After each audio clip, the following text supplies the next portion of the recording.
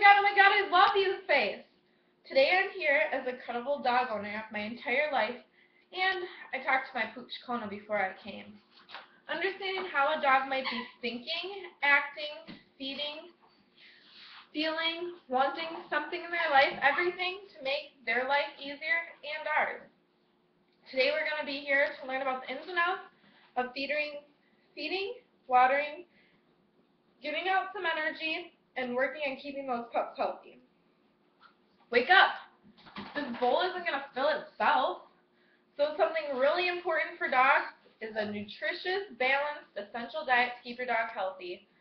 So there's thousands and thousands and thousands of different dog foods. There's wet food, which comes in a can or in a little tube, sometimes kept in the fridge at your local pet store or Target or things like that. That's going to be something that's a little bit more moist. It has water with the food. Usually smaller dogs, that's better for it because it helps them digest. It's a little bit softer in their stomach. And then there's dry food, which is more common for bigger labs, golden retrievers, things like that. They might eat that dry food, but really it just matters on your dog. Your dog might be 3 pounds eating dry food or 60 pounds eating wet food. It's really important just to work with your vet and work with your dog on finding something that's really sits well in their stomach. They shouldn't get sick over it. They should eat their whole bowl within about 5 to 6 minutes.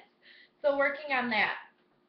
According to WebMD, a veterinarian and veterinarian Amy Flowers, how much you feed your dog mainly depends on 3 factors. 1 would be age, 2 would be activity level, and 3 would be the ideal weight. So if you have a Shih Tzu and a Golden Retriever, which a Shih Tzu is about 5 pounds and a Golden Retriever is about 60 pounds, they're obviously going to eat totally 2 different things because that Golden Retriever might be way more active and maybe they're trying to get it to about 80 pounds, whereas a little Shih Tzu might actually only be going around the block 1 time before it gets tired or something like that. So water is just as important as food. So how much should your dog be getting? According to Healthy Pets and Dr. Becker, a good guideline is that a healthy dog should drink between 1/2 and 1 ounce of water per pound of body weight. So a 65-pound Labrador Retriever would be drinking between 33 and 65 ounces, or equals out to about 1/4 or a 1/2 gallon of water daily. But it's all depending on your dog. If your dog needs more water, if it's been more active, you should give it more water. To conclude with the food, a schedule is a must. Feeding must take place around the same time every day just to help that dog get an established routine. And it also helps actually keep obesity down. There is an option called free choice feeding, which means eating your dog, letting your dog eat at all times, but it has been known to lead to obesity, so you want to watch that. Having water available at all times at the same spot helps the dog stay hydrated. Just like you and me, you know where the water is, so just keep your water ready for your dog. Now that we've talked about what your pup needs to eat and drink, let's talk about something that can get that high-strung energy out of them. Why don't you take me for a walk? You could use the exercise. According to ACE-Facts, dogs are born to work for a living. They work alongside for thousands of years, and most of a breed of a particular purpose, like hunting, herding livestock, or providing protection. So there's a difference between a companion and a couch potato. So you really want to make sure that you're working that dog and getting them for walks and taking them outside and playing fetch and things like that. It's important to know your dog's level of energy. So a Yorkie versus a Lab, you're going to know that your Lab needs to be maybe walked 3 miles, where a Yorkie maybe only will make it 1 time around the block. So you really need to know the energy, and it's different from dog to dog. One Lab might go way more than the other, and another Lab might go differently. So some options of getting energy out, you have, besides going for a run or walk, you have fetch, tug of war, swimming, dog park, all of these things that you can incorporate in your day-to-day goings with the dog is really important. So we now know what they need to eat and drink, as well as how to get some energy out. So now let's focus on what keeps them happy. Who doesn't love a comfy place to call home? So outside dogs, maybe they have a kennel, but they still need that warm place for a home. So maybe you want to make sure that there's a heated dog house or a warm pad or things like that, especially in the winter. It's really important that the dog has a place that they can keep warm and keep there. An inside dog has to have its own territory, so even if you're in a really small house and you have a really small dog, the dog still needs its own bed or its own blanket, something that keeps the dog to know that's its home, that's its place, that's that kind of thing.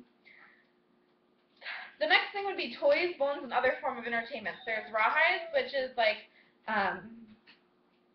a piece of dried bone, and that's really good to help with chewing, so with puppies and things like that. Otherwise, there's plastic toys, there's stuffed toys, just depending on your dog. The bigger the dog, obviously, they're a little more destructive, so you want to just find the right toy for the dog, and your local vet or pet store can help you figure that out.